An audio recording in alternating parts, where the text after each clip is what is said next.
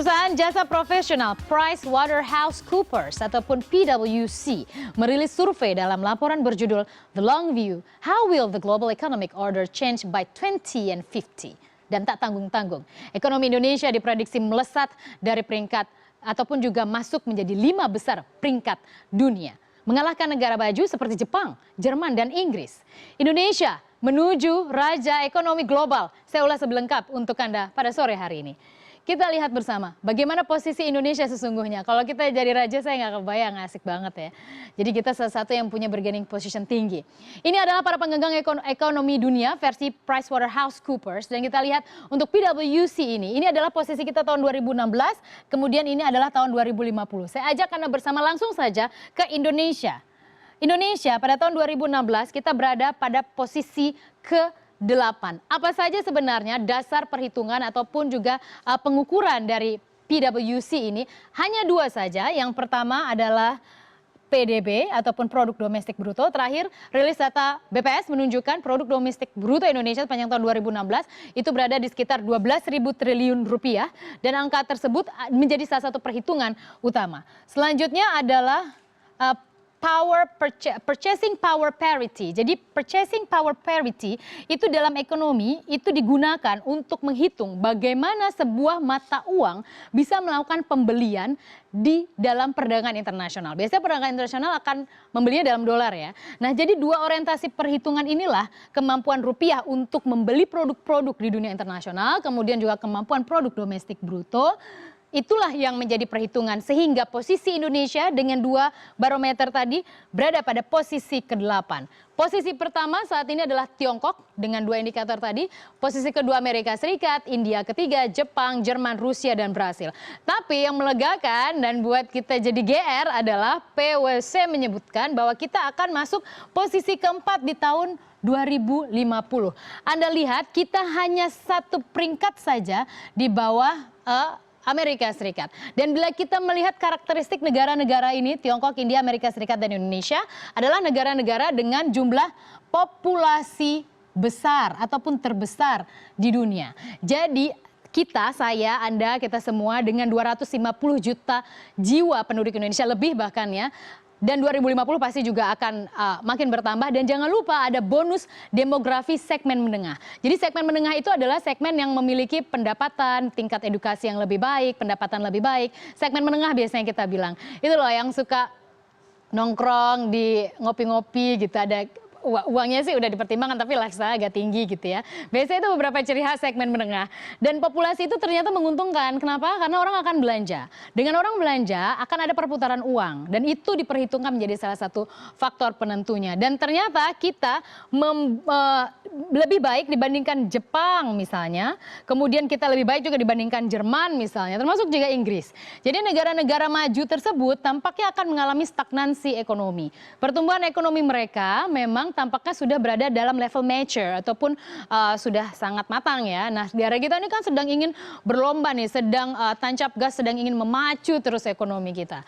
Itu sangat positif. 2050 Indonesia bisa berada pada posisi ke-4 sebagai penggenggam ataupun juga raja ekonomi dunia. Selanjutnya saya akan ke slide untuk menunjukkan pada Anda komparasi pendapatan tiap negara. Ini adalah beberapa negara yang kami ambil masih dari data PwC, kita lihat bersama. Tiongkok berada dengan 21,3 miliar dolar Amerika. Jadi ini ada satuannya dalam miliar dolar Amerika. Kita lihat bersama. Dan kemudian Amerika Serikat kedua, India, kemudian Jepang, dan kemudian juga kita lihat ada beberapa negara lain. Dan untuk tahun 2050 ternyata Indonesia berada pada posisi ke-4 ya. Jadi setelah Tiongkok, India, Amerika Serikat, Indonesia berada pada posisi ke-4 dengan nilai ataupun juga pendapatan negara atau biasa kita sebut dengan PDB ya. PDB Indonesia itu bernilai sekitar 10,5 miliar dolar Amerika. Besar. Dan itulah yang diperhitungkan menjadi salah satu potensi untuk menguasai di dunia pada tahun 2050. Selanjutnya kita lihat bersama apa sih syaratnya untuk kita bisa mencapai angka tersebut. Jadi proyeksi tadi akan berhenti hanya menjadi proyeksi kalau pemerintah kita yang sekarang ataupun siapapun nanti setelah 2019 ataupun setelah selanjutnya menjadi orang nomor satu di Republik ini tidak bisa menjalankan beberapa poin yang disebutkan oleh PwC.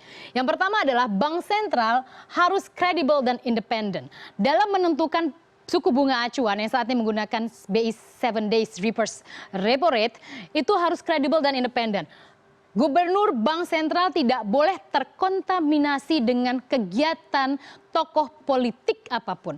Dia harus bersih dan pure untuk membaca apa keputusan yang harus dilakukan oleh Bank Sentral untuk menjaga, saat ini Bank Sentral itu adalah menjaga nilai tukar rupiah dan inflasi.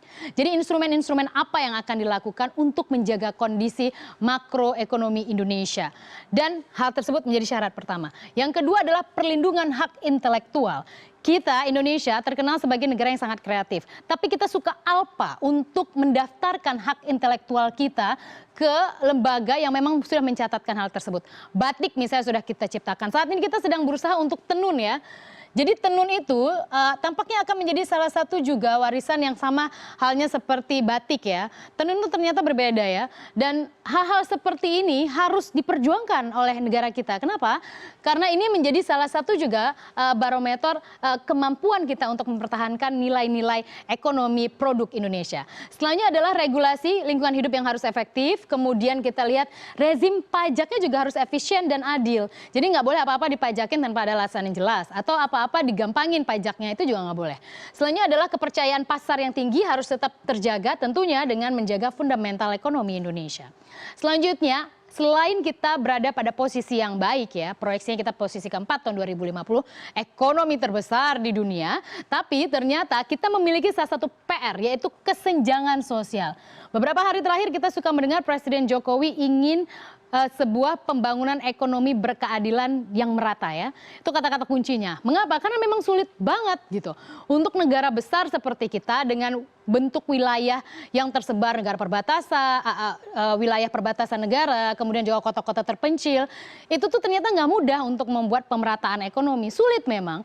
Dan kita lihat tahun 2015 misalnya, koefisien Gini kita ataupun kesenjangan sosial ya, saya pakai bahasa lebih sederhana, kesenjangan sosial ya. Jadi koefisien Gini itu memang teknisnya, tapi kesenjangan sosial adalah gap antara yang kaya dan yang miskin.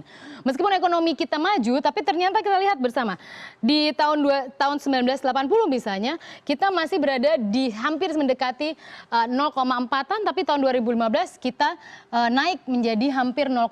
Meskipun saat ini kita sudah mengalami penurunan ya, 0,4 menjadi 0,39. Itu sudah lebih baik. Artinya apa? Kalau dia ada berada di level 0,5 itu lebar sekali antara yang kaya dan yang miskin gitu loh. Yang kaya makin kaya, yang miskin ya makin gitu aja deh gitu.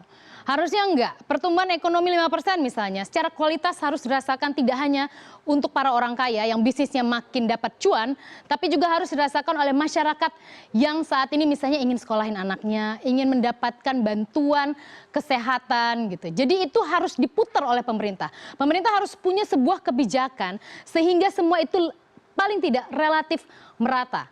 Tidak seperti saat ini.